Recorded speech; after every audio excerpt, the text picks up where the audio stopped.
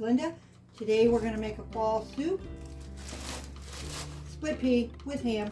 This is going to be really quick. We're going to throw it in a crock pot, be done with it for the day. So if you have other things to do, this is the thing. Put in celery, carrots, onion,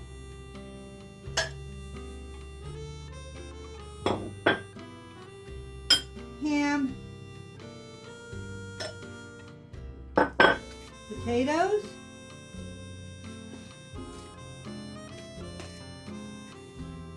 the bag of split peas, which I rinsed off. I'm going to put in pepper,